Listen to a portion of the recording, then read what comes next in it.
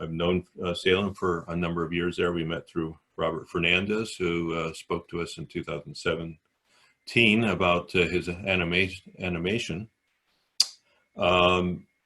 Salem de Bezenac is a man of multiple talents and experience. He's a music composer and a music producer, and has produced albums for others under contract in countries like Mexico, Brazil, and Uganda. 4 of his songs produced in Uganda under contract made it into the top 10 charts of East Africa. Impressive. More recently, for over a decade, starting in 2007, Salem managed the audio department for the animation company Herald Entertainment in McKinney, Texas, working for and together with the prolific animation writer, producer, director Robert Fernandez, whom I just mentioned. And Robert Fernandez is the one who produced the animated feature film Pilgrim's Progress that we showed in Dublin, Ireland last year on final night. Salem did the surround sound effects and the film's sound mix for that major production. While continuing as a private contractor for Herald Entertainment, Salem and his French-born wife Agnes went on to found a media and publishing company, iCharacter Limited, in 2014, based in Dublin, Ireland. Agnes de Bezenac is a teacher by profession, but she is a writer and illustrator with over 100 published books. The husband-wife team write the children's stories together and Agnes illustrates them. They also have a son and daughter, a built-in market test department possibly. And their really nice website reads, "Being parents ourselves, we enjoy creating fun stories, games, and activities with the goal of helping kids think about positive character traits. Children need moral values presented in enjoyable ways so that it doesn't appear as yet another lesson. So we work hard to implement the following key points in our products: fun, positive examples, engaging, relatable characters, consistent with a Christian worldview, practical solutions, and original." Without further ado, here's Salem de Bezenac. Thank you. Welcome, Salem. Thank you so much there, Glenn. Everybody can hear me okay? Yes. Yes. Okay, great. Well, as you said, my name's Salem de Bezenac. I am originally from Germany. I am now based in Europe, in France specifically. I live, you wouldn't know the town's name, but it's half an hour south of Saarbrücken and an hour away from Strasbourg. Anyway, I'm a media producer, and if I share my screen, would you see it? Hold on, let me just, there. Can you see that? Yes. Yeah. Okay. Yeah. Media for kids. Some of the projects I might have worked on there, but I won't get much into that because we don't have much time. I will just move ahead with the... Sorry, Salem, can I Yes. just interrupt for a second? I forgot to tell everyone, if you have questions for Salem that appear to you along the way, you can write them in the chat room and send them to everyone, not to Salem, but to everyone, and then I will help field the questions in a Q&A afterwards. Sorry, Salem, continue. Yeah, no problem. Yes, well, I've been involved in many video projects over the years. Some you may not recognize. What you see now is just a little clips from our publishing company, some of the books that we do, because I'm also co-founder with my wife of a publishing company. And it's a very high in demand market, much neglected field, children's books and media, as you probably all know. Since actually, how many of you are directly involved in media for children? Raise your hand if you are involved with media for kids. Oh, okay, that's quite a few. Very nice. Excellent. It's good to be in your company. It kind of reminds me of a story about, yeah, let me just share it. It's a short little story. A story about students at a school were asked to write an essay about what they would like God to do for them. And at the end of the day, the teacher was at home reading their essays, and one of them in particular made her very emotional. And her husband had just come home and saw her crying and asked, "Dear, what's happened? What's wrong?" And she handed him the essay and she said, "Read this. One of my students wrote it, you know." And so he read it. It said, "Dear God, please make me a television. I want my life to be like a TV in my house. I want my family around me. I want to be taken seriously when I talk. I want to be heard without being interrupted. I want to receive that same special care that the TV has in our home. And I want my mom around, not ignoring me.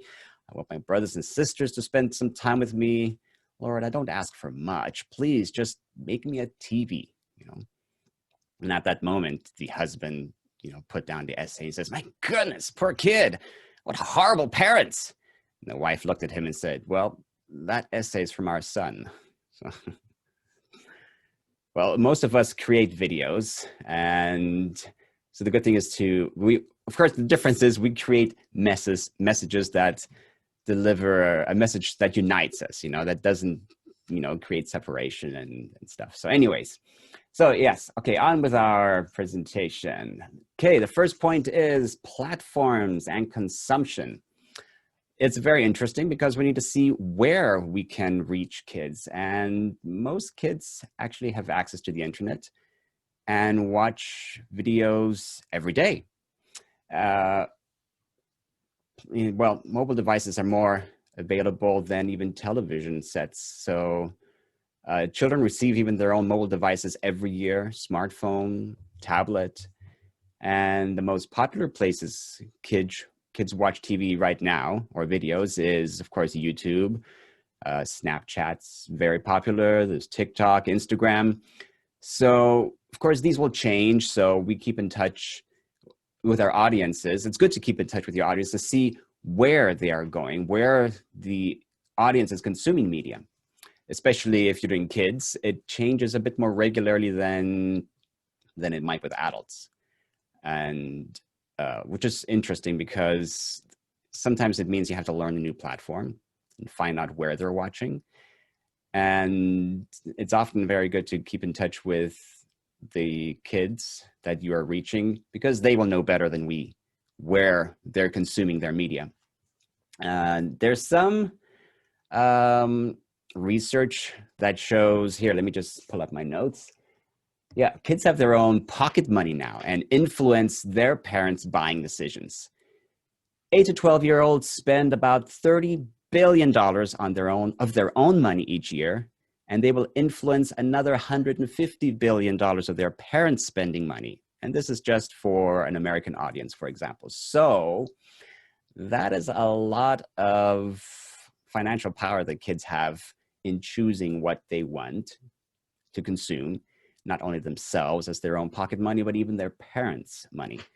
And the other one is that 95% of the time, children will even sway the opinions of their parents in choosing what they watch as a family for entertainment. Yep, I attest. I have 2 kids. They have pretty good pestering power. Companies will spend $17 billion every year marketing to kids through the traditional advertising avenues. So even just that shows us that children are a very viable audience and they're very important. We know that. We're trying to reach them ourselves as well. So enough for the stats. Let's go on to some observations about that. Sorry. Okay, we all know dangers of negative content. So our goal really should be to create content on the positive end of that scale. And well, we can't really forbid kids to watch videos online. So what we really need to do is create a lot more have positive creators in the field of media so we can give them positive alternatives. Instead of taking stuff away from them, we can give them stuff. And so that means we've got to reach children in the faith-based community. Otherwise, well, we may not have much of an adult community left in the future if we don't reach the children now. And that's because more young people are leaving the faith every year. So it is a very urgent field, and it needs urgent attention from all of us. Because secular creators are not shy about luring in the youngsters in ways that can really mess with their sense of values. And well, many parents don't really monitor what their kids view on their devices or their friends' devices. It's actually quite difficult and hard to monitor. There are parental, parents filters and stuff, but it's very limiting, and it's hard to monitor what kids do. So we've got to create a positive alternative that's attractive and that they will want to share. So let's go on to audience. First point is know what appeals to children. Yes, we must get to know what appeals to them and find what interests them. If you have kids, we can start by seeing what they are watching, what their friends are watching, what they like. It's always a good first step. And it's not easy to produce for a very broad audience. So it's best to identify kind of a niche that you want to do, that you're interested in. We can't, for example, even cook a meal that appeals to everyone, so much less media, And it's actually very helpful to define the audience that we're creating for by kind of creating like an avatar for them, such as you would if you opened a Facebook profile.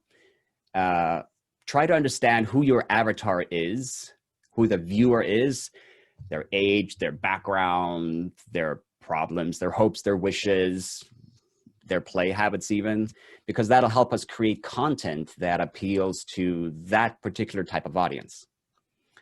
And well, the viewers don't really care about the creators, about us, they care about themselves. So of course we need to focus on those kids, on them, and find out what makes them tick, not what makes us tick. Okay, that was for identifying your niche audience. Next point is children, 3 to 7. Okay, what are they attracted to? Well, that's kind of obvious, actually. They're attracted to cute animations, images of other kids having fun. And younger kids, particularly 3, 4, 5, they prefer and like a lot of repetition. Being that they like some repetition and structure, it will give us as our product a longer shelf life, because young kids like to watch things over and over again. Teenagers will watch something once, maybe twice. But young kids, they will watch, Thomas at Hank Henshin, whatever videos they like, they'll watch them over and over. And that's very good if you are creating content for kids. Even a movie for adults, I'll watch a movie once and that's it. But my kids, when they were younger at least, some of these things they watched until they drove me nuts. Anyways, so this age, of course, also has a very short attention span. So we've got to keep dialogue short and kind of use much more visual examples to keep their interest and to communicate a message. But of course, we don't want to dumb it down too much. Okay, ages 8 and up. They're attracted to fun entertainment. Of course, younger ones are too, but 8 and up, especially tested comedy, not something that we hope we'll find funny, but things that we see in real life that they find funny.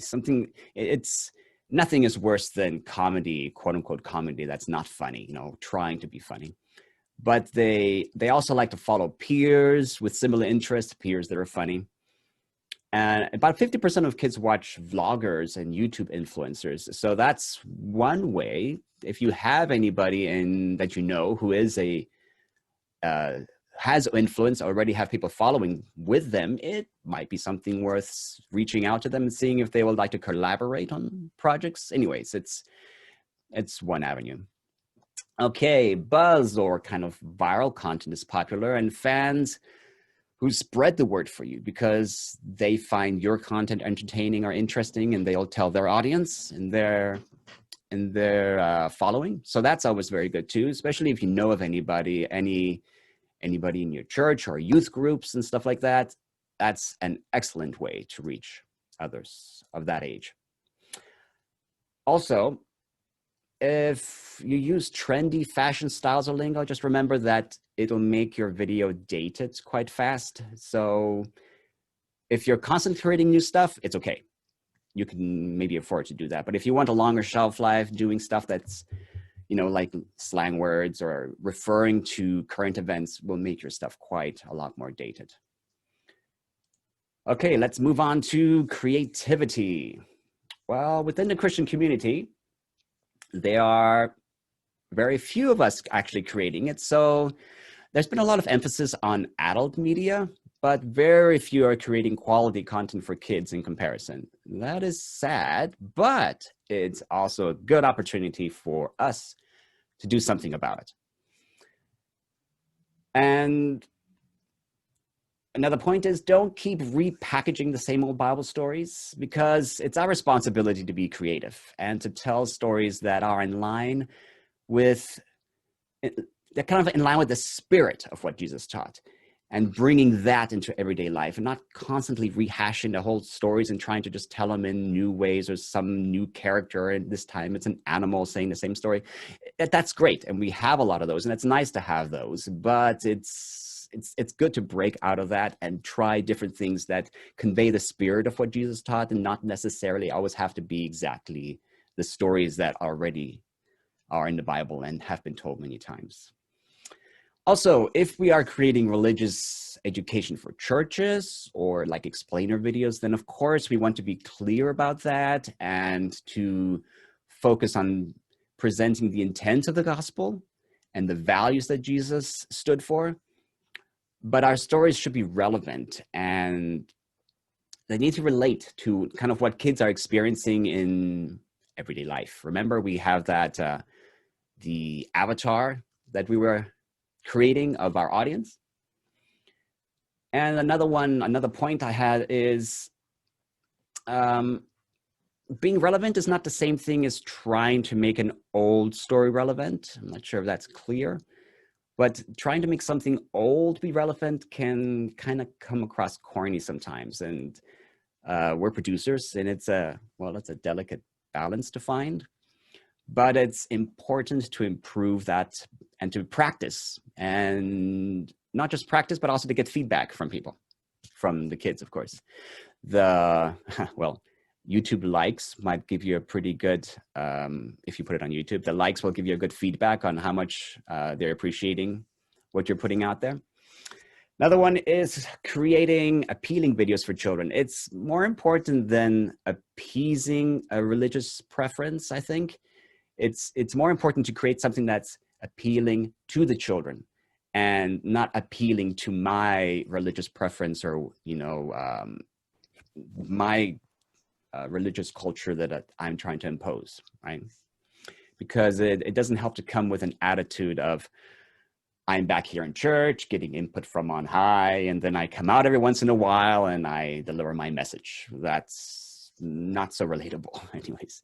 That's very much of a top-down approach. It's almost, it's very often that's going to be a failure. And we need to move away from the idea that if it reaches at least one soul, it's worth it. No, it's not worth it. Our time is worth a lot more than that. And one soul could have been reached much more effectively if we had gone out and talked to that person than spent all this time creating media for them. If we are going to create a show, then we need to really be sure that we know what we're doing and it pays its dues and it's worth it. And like a religious aspect is like a religious aspect in a story doesn't need to take place in a church or a church setting, which I often find is, it encourages kind of the separation between Jesus and daily life. We need to try to meld those things together often, and not we're in church using these words and now we're out here using this kind of attitude. It's got to be something that brings Jesus to daily life and everything that he taught. Sorry, I've got a rather big microphone here so that you can hear me clearly. Anyways, sorry, I am going on a bit on these points, but I think it's important.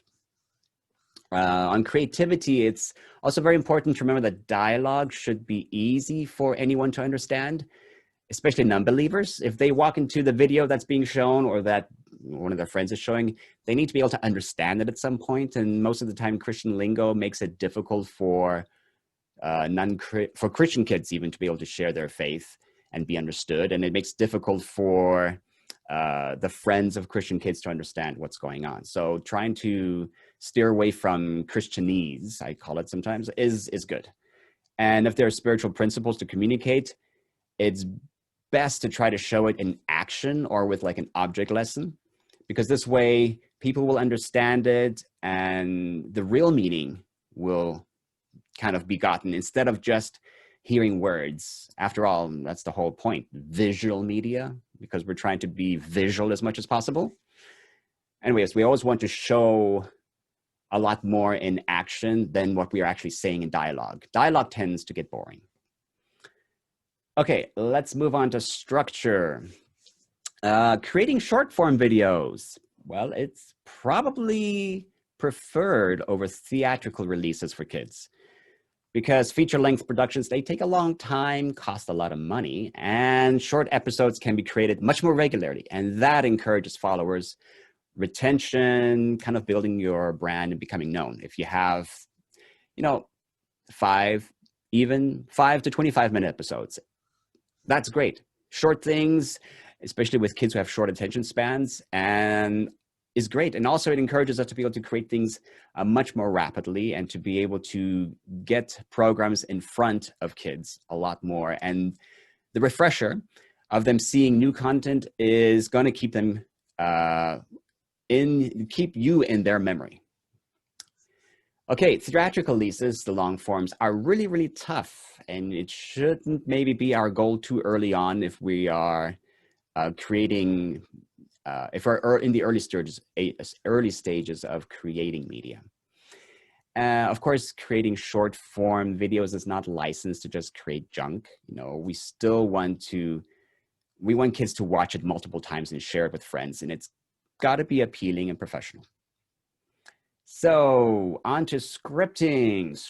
Okay, of course, it's the most important step. All the graphics and technical hacks we can come up with will unlikely help us create a good product. Nothing good will really come from a poor script. So with audio visual media, there's got to be an element of creating an element of curiosity to the story, like reading a good book. Got to let the images and the actions tell most of the story. Sometimes we try to explain things a bit too much, like with dialogue, like a teacher would in a classroom. And it's recommended to pass the script around. That's what the point there. Get your script critiqued. Pass your script around by professionals, particularly in the beginning stages, because once you've kind of got your first episode done or more, it's very hard for consultants to give their input and edit your script because it's kind of a little late and set in stone. It's good to balance creativity with research and good input from other professionals, and we shouldn't be too easily offended, of course, when getting input on a script, because critiques, they have to be direct. Anybody who's going to give you input, and we need to be ready to accept that. Otherwise, our script will be lacking, and getting input and implementing it is really the only way that we can make it better. It kind of reminds me of what I'm doing with my son right now. I'm a media producer, music producer, and my son is really into it, and he's writing songs, and, he's a teenager. He likes being creative as well, but he's not very open to my input. He's like, "Oh no, you're just the old fogey, no, I know what I'm doing. I'm the young guy, this is a new style, Dad, So, but I can see like, oh man, your stuff could be so much better, if you just, anyways, being open to getting your work critiqued is very important. And if one has already filmed and is rolling in production, critiquing will be almost impossible, or at least very limiting. A little bit late. Okay. Important point right here is use as much age-appropriate comedy as possible in your productions. Every group likes comedy, all ages. But younger kids pick up on comical action, things that are happening physically, but the older 8-year-olds and up can understand verbal comedy and play on words and that kind of stuff good too. So a good starting point is using characters and voices, comical voices and comical characters that appear comical naturally, Anyways, on to animation versus live action. Okay. Creating animations, it's challenging, but you maintain control. And that's a pro. It's a big plus that we have control over our productions, because even though real life is cheaper and faster to create, the difficulties come up in casting authentic personalities, managing camera crews, lighting, cast, location, logistics, and everything, right? So if you're going to do live actors, it's a lot faster, but the actors have got to be authentic. They've got to be the type of personality that we're looking for. Acting out of character, or, you know, trying to be somebody else, just it comes across corny and fake. They've got to be real. And working with volunteers is a help, but we still need talent for this thing to work. And another point is, if we're going to hire according to talent. Remember, not to hire by religious orientation necessarily, but hire according to the quality that they can bring to your production. And if one works with kids or teens, we can't count on filming them for a long series as well, because they grow up and mature quickly. We find that in creating series that go on for a few years, the children's voices, they mature rapidly and start changing over time. All right. Represent ethnicities. Oh yes, if you're going to create media for the international market, we've got to present as many ethnicities and cultures and lifestyles as possible through the characters, the backgrounds, sometimes even accents if they're not too heavy. If we're creating products that can be used in other countries, we've got to try to keep that localization in mind. For example, using images instead of on-screen text whenever possible, so that you can localize it and people can put it into their own language. And if they have to replace video, it's more time-consuming and tedious. So if you're going to have text on it, make a video render without text, and of course, make audio mixes without your voice, or music and effect tracks they're called, so that it can easily dubbed into other languages. Okay, let's move on to the next point. Practical. Okay. Understanding the producing and the business side. It's important to understand both the production and the business. It's challenging to be creative and telling stories, but it's our job as media creators. Otherwise, we might as well just be a good Sunday school teacher. And it helps to really study the craft and not just rely on the Holy Spirit. Because if you ever pass, for example, a driving test or built a house without studying and just going by the Spirit, well, it doesn't work.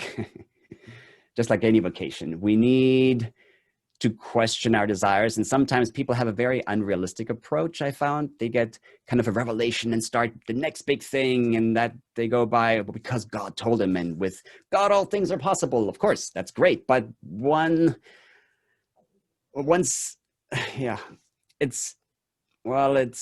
faces that kind of an attitude, it's a good time to discern whether the motivation is maybe arrogance or a true calling. You know, try to differentiate between those two, because like anything else, producing is a craft. It needs to be studied, practiced to be learned well. Even if we have certain gifts and we're born with gifts, God still gives us brains to learn with. And we don't just get endowed with this miraculous power. It's a slog. It's difficult. Okay, faith-based world. Yes, the faith-based world has a lot less competition. And again, that's a positive on our side. Has anybody heard that story about well,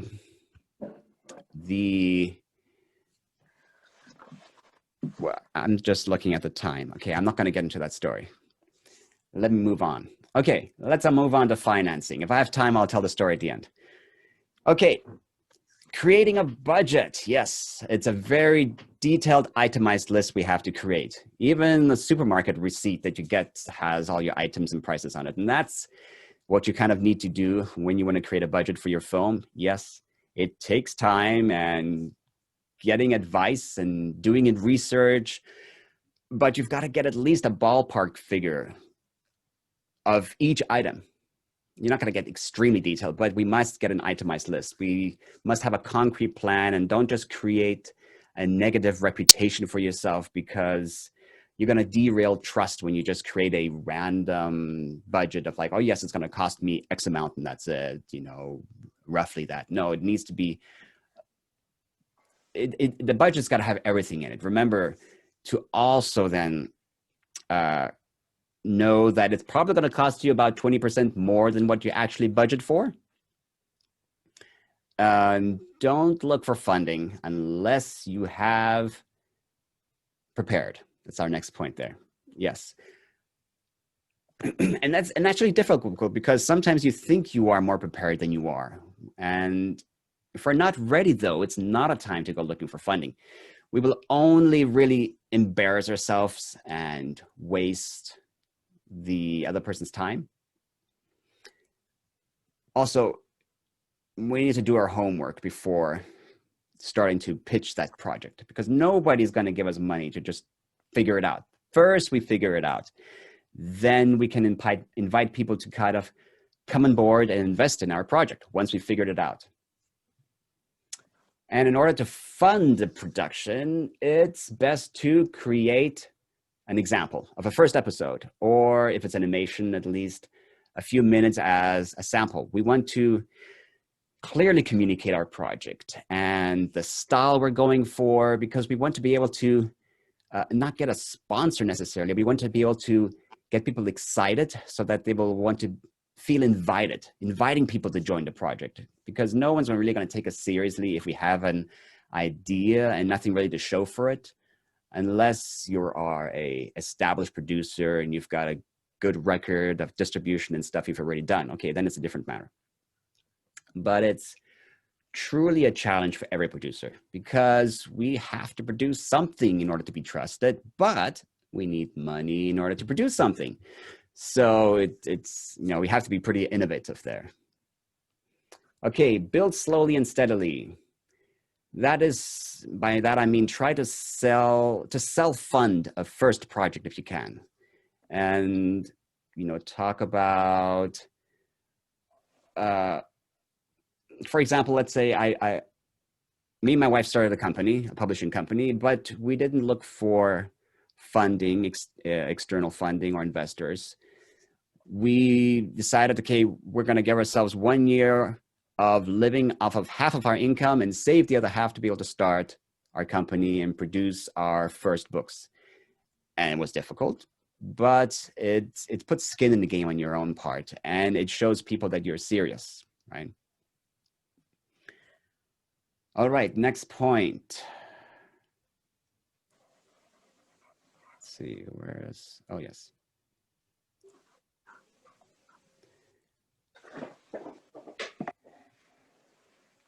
Sorry, I lost my place on my, okay, here's my PowerPoint. Sorry, I've got two screens. I've got to keep up with two monitors. Okay. Oh yes, another thing we can do, if you need, a lot of times a production has all kinds of details that we need. We can hire people in the gig economy now, which is really great, because you can get people online for small additions to your projects. If you need like a little animation, a little voiceover, a little sound effects done, all kinds of, if you need little things, there's all kinds of places you can hire people online. Fiverr.com, for example. Not sure if anybody's heard of that. It's like Fiverr with double R at the end.com is a great place to be able to just find people. Of course, there's a lot of rubbish and people offering and promising the world. But anyway, you can look at reviews and you can find people who can do all kinds of little additions for your productions. And you can partner with other producers, and that helps to kind of divide the cost of productions. You can offer territories, you can exchange, you know, offer different country or language rights. So you can partner with other producers to create things that can be used in both of your fields. For example, a producer from Poland contributes 25% of the content, by creating an animation. And in return, he can do distribution in Poland and have the Polish rights, right? So that way you can get a producer from that country to participate for free on creating your product by giving him the rights to be able to replicate it in his language. Or you can have an investor contribute maybe 20% of the production cost, and in return, they can be assigned the rights to include all of the content into their own film or animation series that they're creating, right? There's all kinds of ways you can get creative to collaborate with others so that you're not going at it on your own and trying to find all the funding for yourself. All right, and another thing you can do is that some organizations might not even have an international reach or like a channel that they reach, but their participation in your project could really benefit your project. Remember, you gotta make a clear agreement, of course, so that you do not infringe on each other's rights and stuff. But there are many win-win options and situations that you can find in collaborating with others. And once you have a good presentation, there are many avenues for funding that you can try. For example, you can approach local churches who have children's ministries and are needing media. And maybe they can even participate in contributing. Let's say you need actors or you need voiceover work or something like that. Another thing you can do is crowdfunding online on a per episode basis. Crowdfunding even for patrons, or if you need ongoing support for a project. Subscription-based platforms are also an option. For example, on YouTube or in Vimeo, you can offer subscriptions so that people pay for your videos. Of course, you're going to need an audience before you start doing that. Otherwise, people will not be willing to pay for something they haven't tried and tested. But we can even repurpose content for additional products. For example, if you create an animation, you can reuse the graphics to create coloring book, activity pages, Sunday school sheets, posters, ebooks, print-on-demand books, gifts on websites like Zazzle.com. There are print-on-demand websites. So you can use the content for all kinds of purposes. And that also helps to spread your, it helps to spread the word and create more awareness for yourself, because you are reaching more than just one market of video. You're using it for other things as well. Now, of course, that works mostly if you're doing animation. And if you're producing something that is hitting a market that's getting positive results, well, people will keep knocking on your door and wanting what you're doing. And even collaborators will come for you. But it takes persistence, sharpening your skills, creating media that creates interest, basically. Okay, once you've done that, let's move on to distribution. There we go.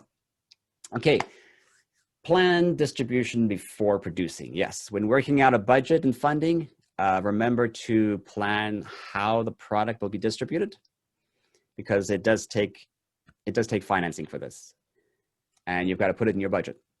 And see what your plans and your budgets are for advertising, which is the next point. How are you going to get the word out is the question. Will it be in stores, online streaming, DVDs, apps, for free on YouTube, for example? Because a distribution plan has to be specific, and you've got to know what your plan to get your stuff out there is from the onset. And we can't just think, oh, my product will be so great, it'll go viral on its own. Well, or I'm sure this outlet will take it and sell it for me. No. That's failing to plan, and then you're planning to fail, as the saying goes. Okay, yes, no distribution plan equals no funding. There you go. That's important to remember. If you don't have a plan, very little chance that you're going to get funding.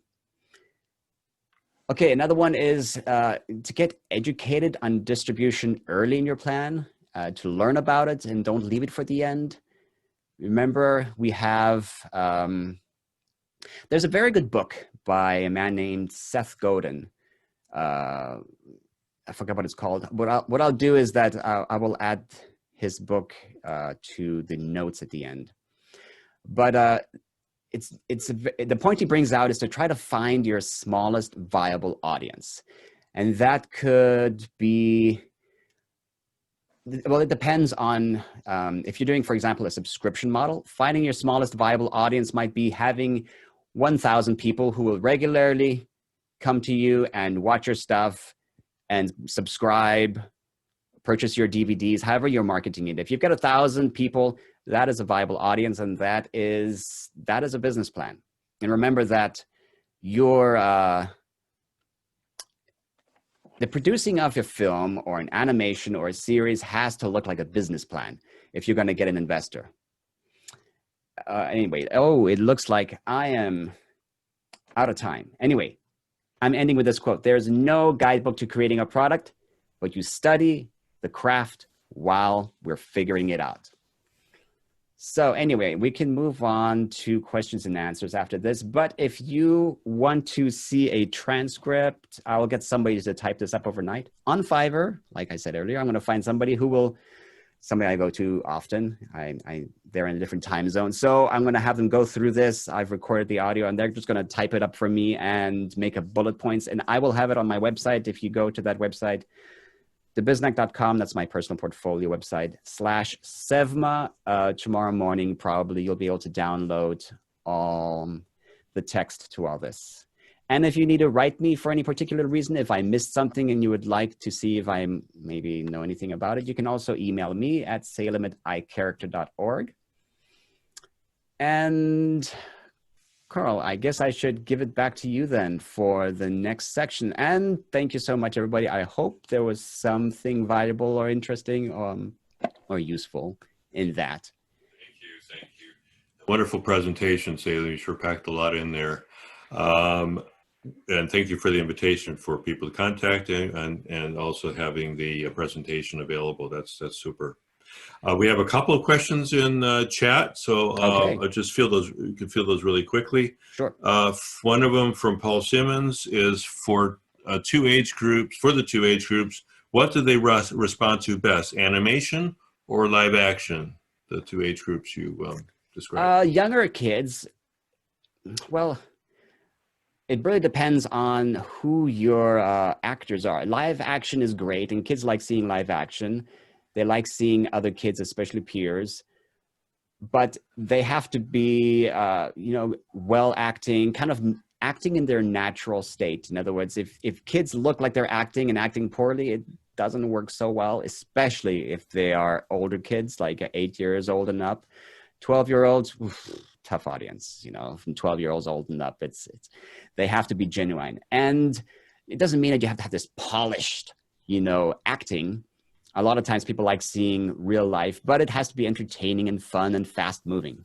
So younger kids like animation, and it's good to do animation if you can, because it has a longer shelf life, because kids like seeing animation and you can get a lot more creative with animation than you can in real life.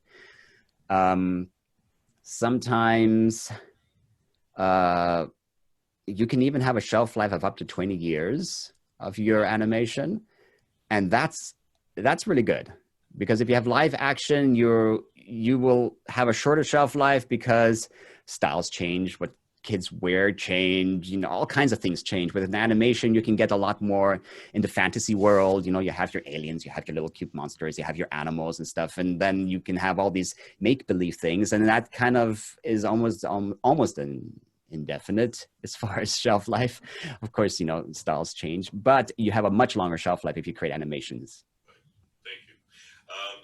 Another question, this one from Donald O. Do you see any difference between children from developed countries versus developing countries, and authoritarian versus liberal family cultures? As far as, I guess the question is the culture, in other words, the message you're delivering, should it... Or the media that will work or be acceptable or popular? Well... Or will be the watchful dragons there stopping? Yeah, it's very important to try to include as much diversity in the ethnicities you represent. Get Asians, Africans, Latins, Caucasians, of course, we naturally throw in there. But get as many in there as possible so that the different cultures have children in those videos they can identify with.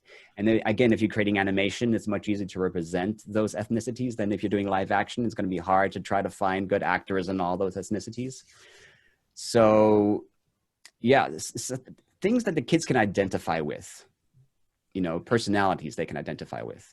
So if you have a broad range of ethnicities represented, you will be able to reach a broader range audience as well. I have a quick question.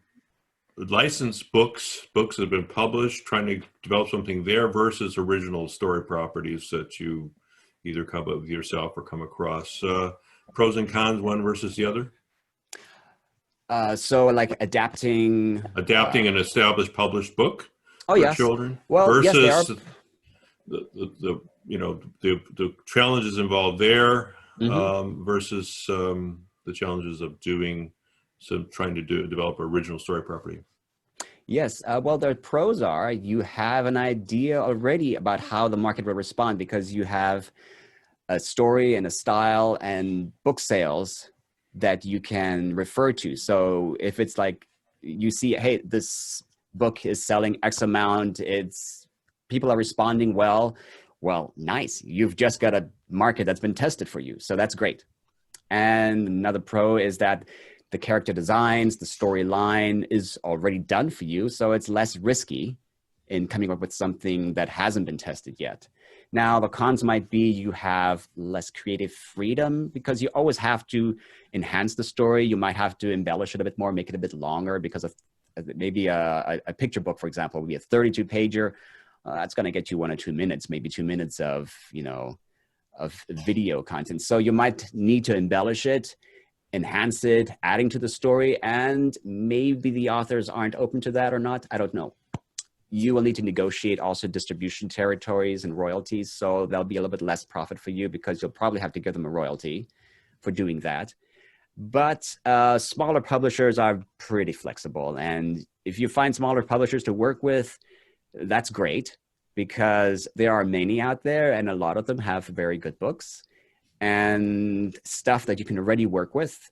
If they can supply you with the original graphics that you can base things off and you can create animations based on those, that's a big plus.